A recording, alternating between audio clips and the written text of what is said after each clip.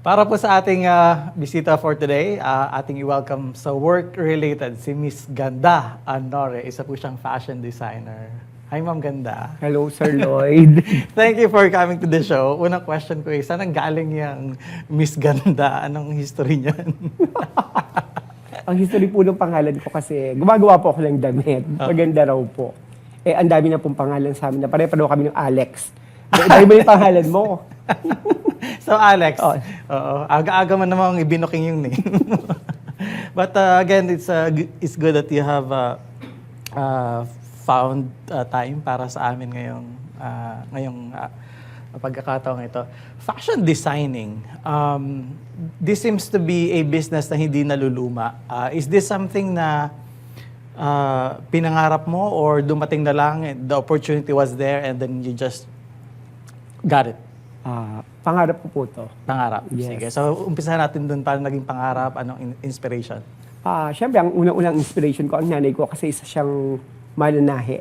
Okay. Sa bayan namin po kasi, yun po talaga yung number one na source of income ng mga tao, ang pananahi.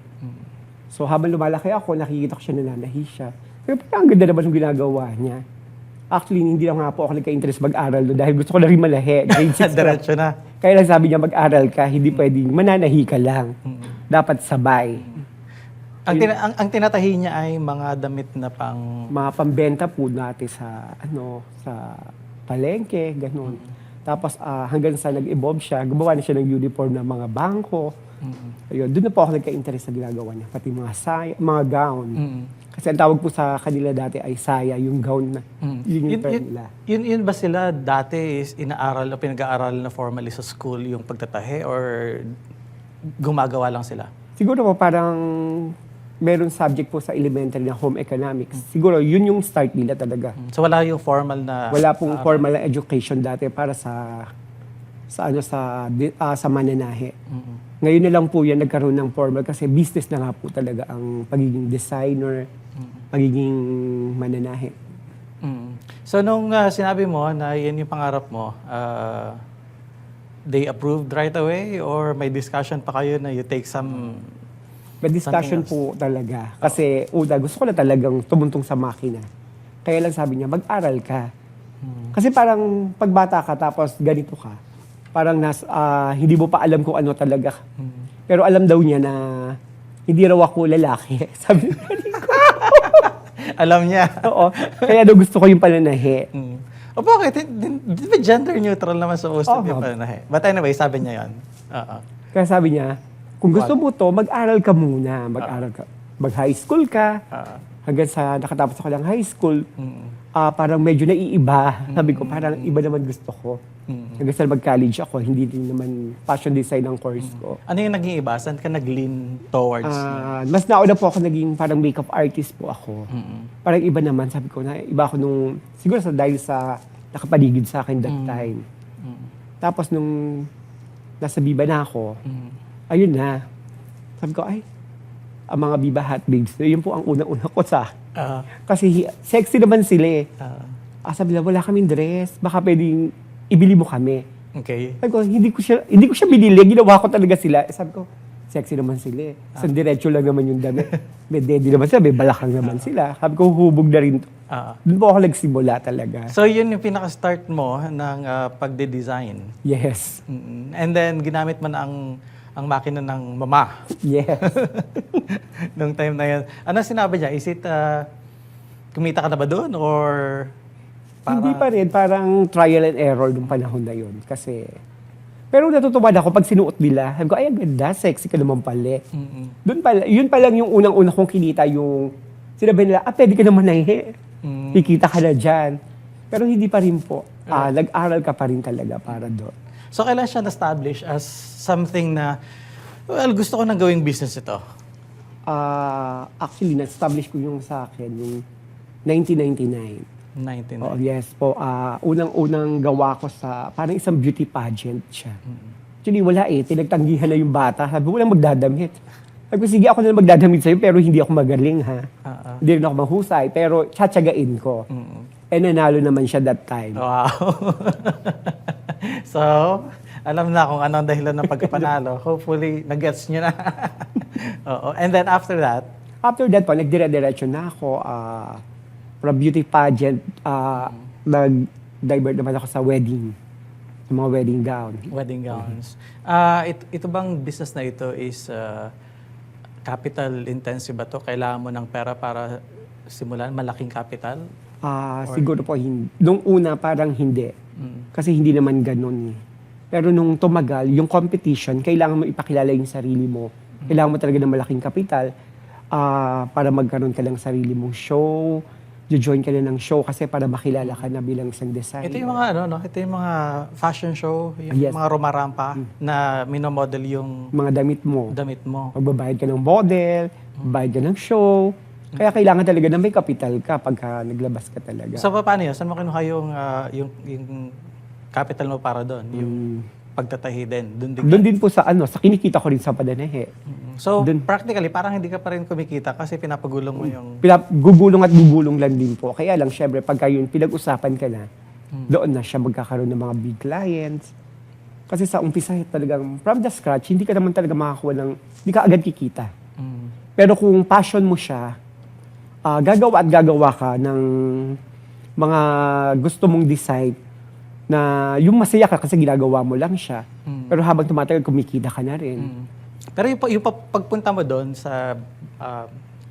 before kang makilala, before you're able to do fashion shows and things like that, meron bang point sa buhay mo na parang sinabi mo na parang ang hirap naman ito, ibahin ko na lang? Sir, oo, meron. Meron. Meron talaga. Lahat naman talaga makaka-encounter ng ganun. How did Yung parang susuko ka na talaga. How did you respond? Wala lang. Tinake ko lang lahat yung mga criticism ng mga tao. So basically criticism yung... Yes. yung Bakit buti- ganon? Bakit ganito? Like paano? Bakit ganun yung gawa mo? Bakit daw ganon? Sabi ko, yun talaga idea ko. Yun talaga ang gusto ko. Yun ang design ko eh. Kaya sinusunod ko kasi yun aesthetic ko. Right. So sinasabi nila hindi maganda sa paningin nila. So, Oo, parang hindi daw wearable.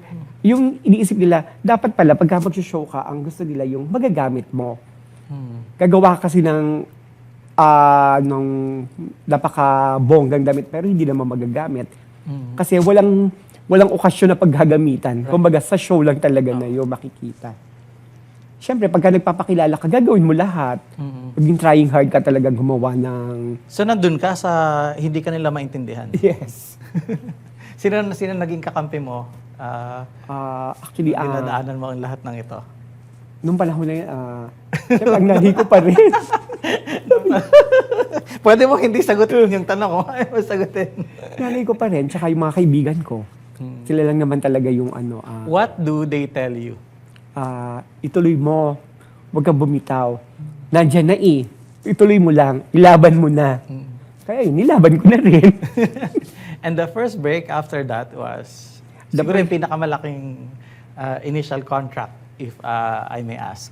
Ang unang-unang bonggang-bonggang na igawa ko, isang shoe designer siya.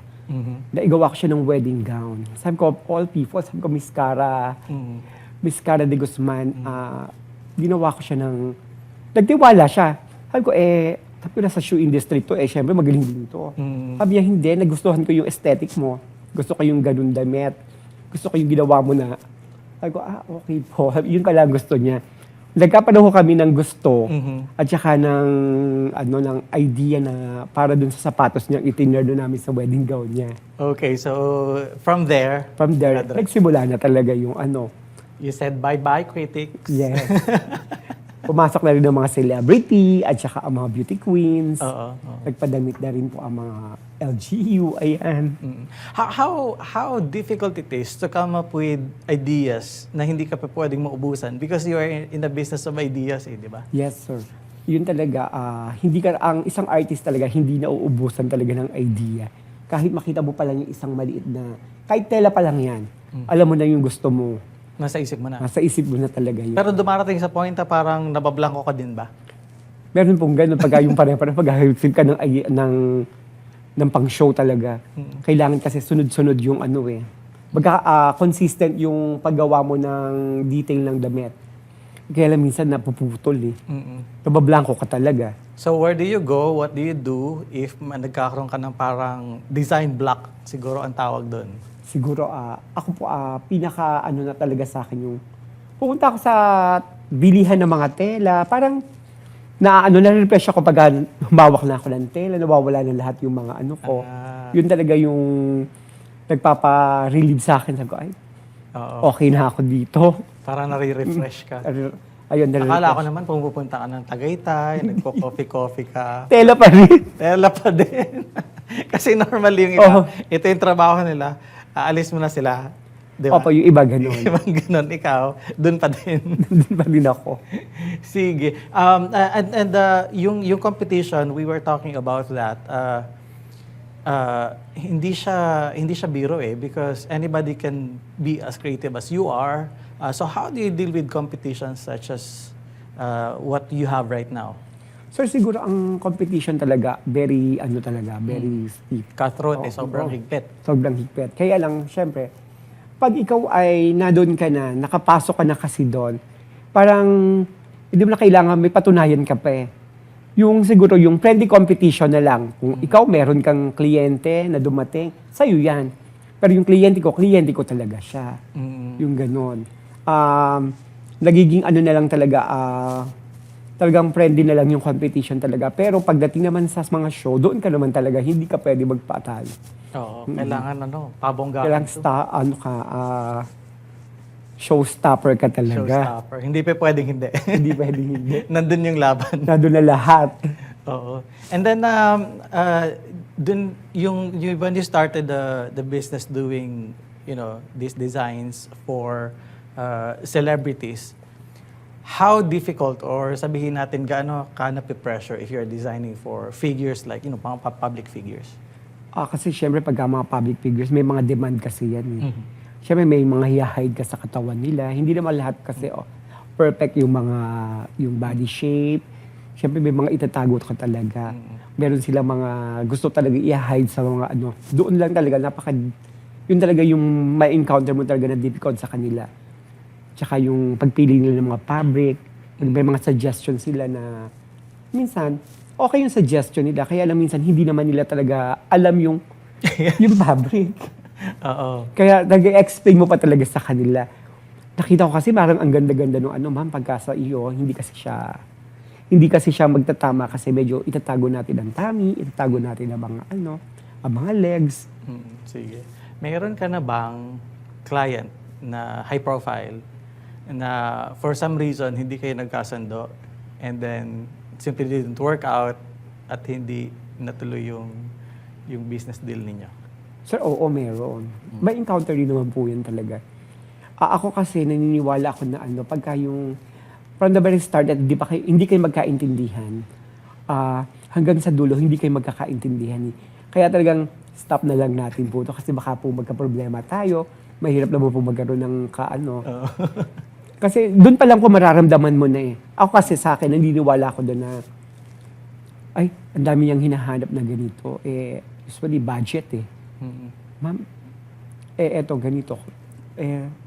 Sabi ko, ma'am, baka po hindi tayo baka po hindi na magtama yung fitting natin tsaka yung idea na gusto natin. Stop na lang po natin. Oo, good. So, nadi-develop over time yung ability mo to read the situation saka yung client. Oo, sir, kasi para ka na rin psychologist. Alam mo yung pagharap mo na yung client mo, tsaka alam mo yung demand niya na mababasa mo agad siya. Kasi kung sa'yo talaga siya, sa'yo. Maniniwala siya sa'yo kung anong sasabihin mo. Pero pag may hinahanap siya, galing siya sa ganun designer, mag-name drop siya ng mga ganon. Ay, ma'am, baka hindi tayo magkasundo. Kasi ganito po siya. Explainan mo lang naman sila. Okay.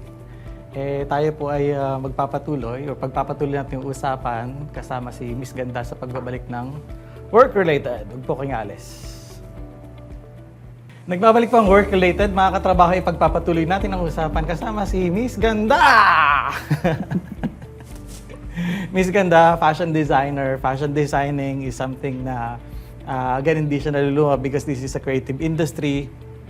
This is also a creative business.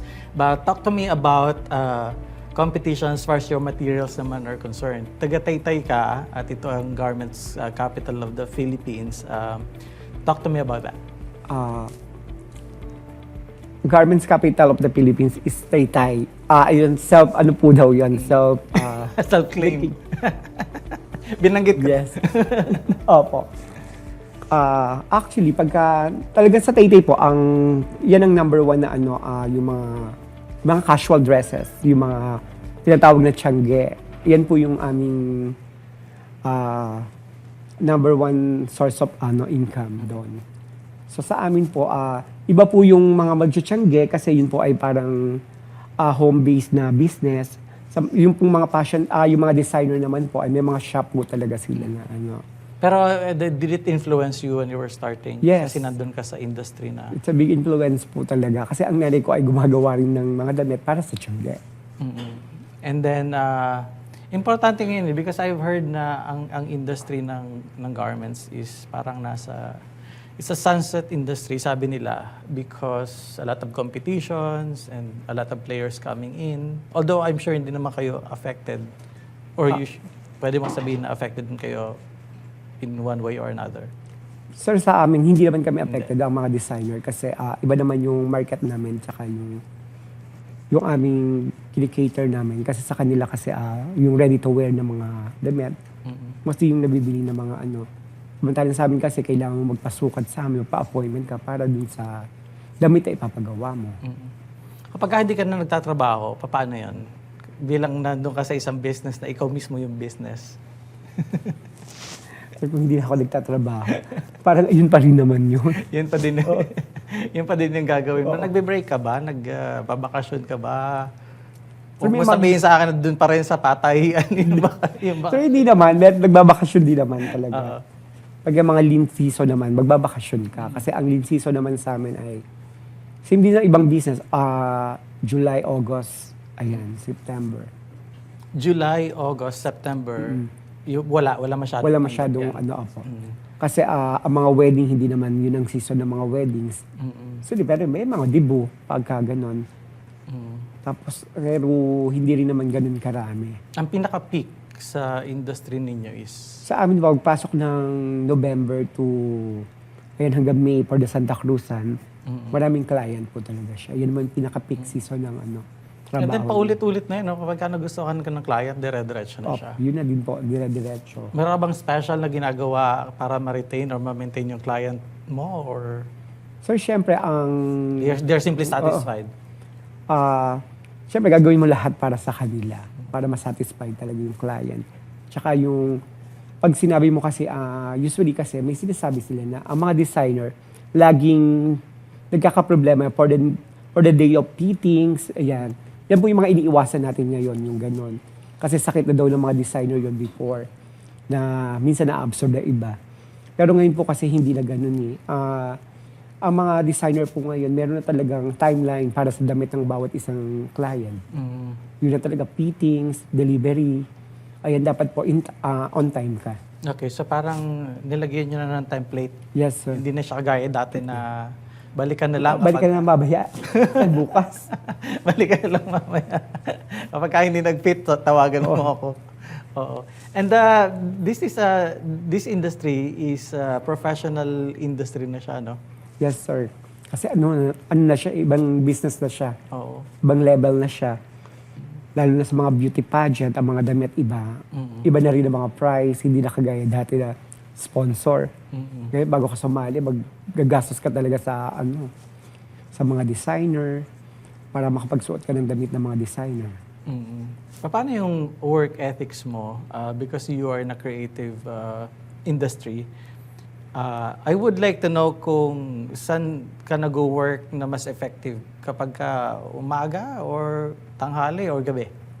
Ako po, morning person po kasi ako Kaya morning talaga. Morning. So, kasi gusto ko talaga pagdating ng mga gabi, pahinga na talaga. Pahinga na. So sa morning ka Work po ako talaga. work. So drawing. Drawing and fittings, ayan. Oh, sa morning. Normally, yung mga ibang designers, pang gabi, yung Opo, yung iba. iba, no? Iba-iba talaga. Kasi pag kakaedad na, kailangan matulog. No? Kailangan matulog. Your mom is still here sa'yo? Mom mo? Wala na po. Wala na. Passed away na talaga Passed siya. away. And iniwan talaga sa yung genes ng Ayun na yun. pananay. If ever meron kang isang iniisip na industry na gusto mong mag-venture into other than what you have right now, what's the first thing that comes to mind? Siguro yun pa rin po. Yun pa din. So walang... Wala. Kasi walang iba. talagang passion mo na yun eh. Parang nakapako na. Oo, parang ipinako na siya doon. Pero naniniwala po ka na every time na bawat may dumarating talaga mahusay, bago na mga designer po. Dito sa industry mo ngayon, ano yung nagkiklik?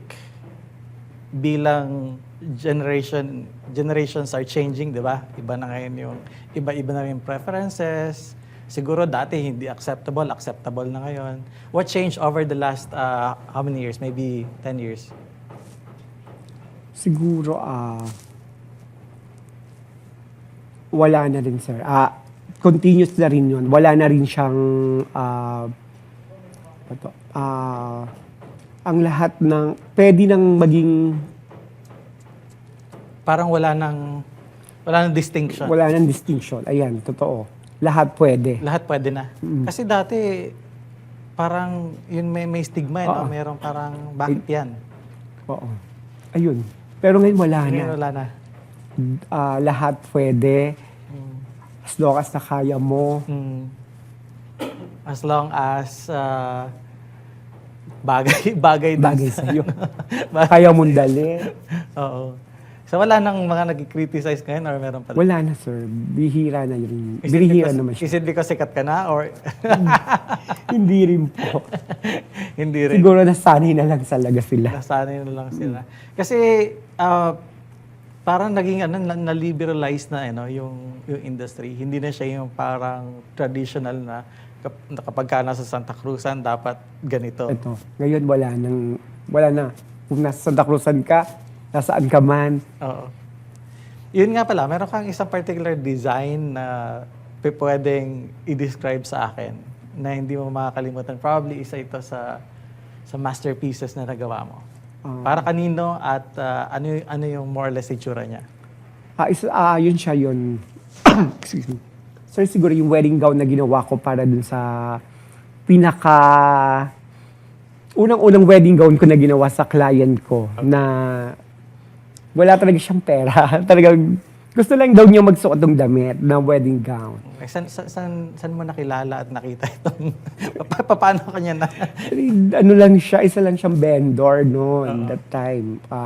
Siyempre, panahon ko naman nang nag-start ako, wala naman talaga hindi ako mamimili Okay. kung sino yung unang maging kliyente ko. Gagawan mo. Yun, gagawan ko talaga siya. Okay, so how did it look like? Ano ang itsura ng dinesign mo more or less? So, isang simpleng wedding gown lang siya na tinatawag na pop sleeves, long sleeve, kasi very traditional eh. Kasi isa siyang parang, iba yung relihiyon nila, parang ganon. So nakabagay dun sa... Bagay dun sa relihiyon lang nila siya. Siguro kung mabibigay mo yung picture nun, kung meron kang picture, mapapakita natin, malalagay natin sa show.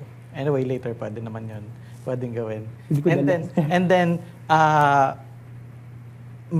magkakilala pa kayo hanggang ngayon and you're... Sir, oo, siya naman ang nagparami ng kliyente ko din. Talagang... Oo. So talk to me about luck. Luck. Naniniwala ka sa swerte or hindi ka naniniwala sa swerte? So, naniniwala ako sa swerte. Naniniwala. Oo. Ang swerte, ikaw ang magdadala sa sarili mo. Unang-una, pag hindi ka talaga... Siguro, na-experience ko lang na hindi ako choosy talaga. Siguro, suntok sa buwan kasi gusto ko talaga to eh. Kahit sino, pwede na lang siguro sa akin maging kliyente. Nung nag-uumpisa ako. Pero ngayon, hindi na rin. Yung luck talaga, ikaw talaga magdadala nun eh. Siguro pag pag mas prepared ka or mas gusto mo yung ginagawa mo. Tsaka gusto ko yung ginagawa ko kahit siguro anong gawin kahit presyo na ano o wala, libre. Mm.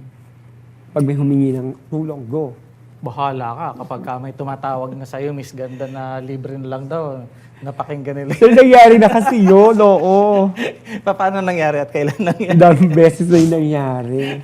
Meron pa talaga na kami, province yun, binigyan kami ng ano, sabi niyo, thank you dun sa damit, ha? Pinahiram namin ng damit. Tapos binigyan kami ng manok.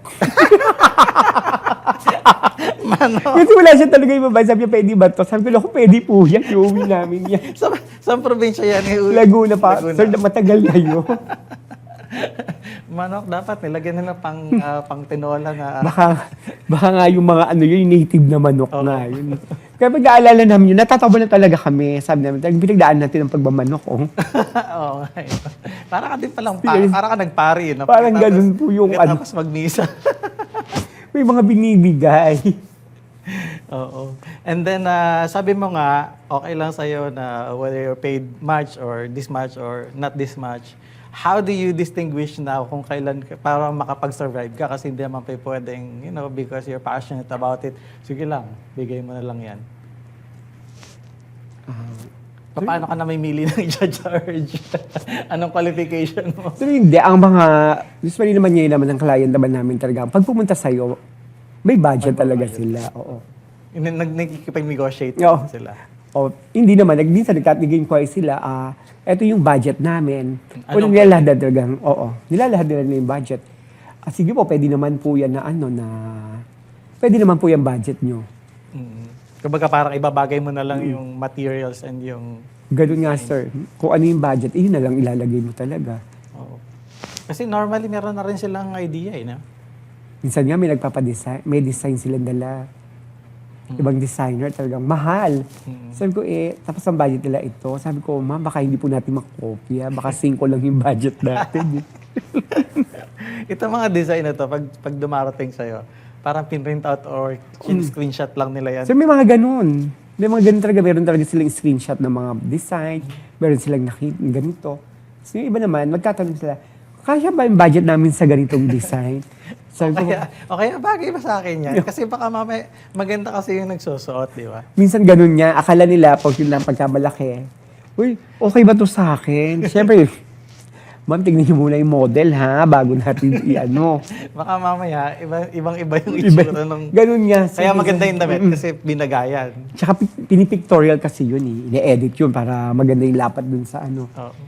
Eh pagka ganun minsan, ang laki-laki. Kaya ako, ang mga client ko, malalaki talaga sir.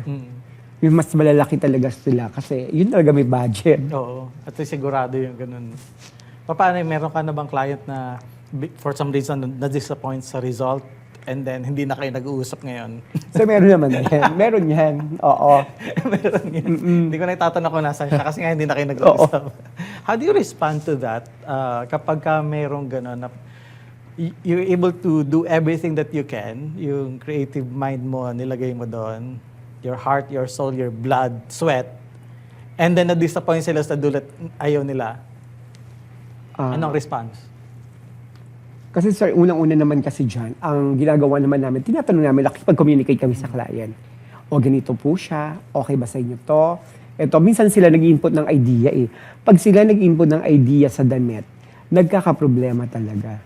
Kasi minsan, they not consider the size, the fabric, the style. Kasi minsan, yun nga, totoo mo yun. Pag nakita nila sa picture, parang, ay, okay ba to sa akin? Siguro okay to. Ganito gusto kong gawin. Sabi ko, ma'am, ba't hindi natin bigyan ng ganito, lagyan natin ng ganyan? Siyempre, tsaka ka magpapasok ng idea mo para maano yung, may mga i-hide kasi sa katawan ng tao. Hindi naman lahat, almost perfect lahat ang mga ginagawa mo. Nagkakaroon din ng ganun. Saka magkakaiba yun, di ba? Yung shape. Shape ng basically yung body shape. Body Again. Oo, may mahaba, may maikli, may May mga balot shoes, may malalaki talaga ang ano. Oo. Tapos yung tela niyan, di ba, may may tela na bagsak, may tela na hindi bagsak. Hindi mo naman malalaman sa picture kung Bagsak yan o hindi. hindi, no? Kaya isa-suggest mo talaga, pagka malaki, bagsak ang materials para nakakapayat. Right. Hindi, maganda to. Hanggang minsan ganun talaga. Sabi ko, ay, eto na naman to. Pero paano nga yun? Na-disappoint paano? Meron ka bang isang in recent memory or even many years ago na nangyari na parang nasa state of shock ka na lang because May mga ganun winokautan talaga. ka ba? Or, Meron talaga mga ganung kliyente na talagang magugulat ka. Ganito. Pero pag tinignan mo naman, wala namang problema. Parang feeling nila talaga sila yung mga tao na hanggang sa sentimo lang ibinabayad nila, gusto nila sulitin talaga. Sila yun. dapat nag-refund ka na lang.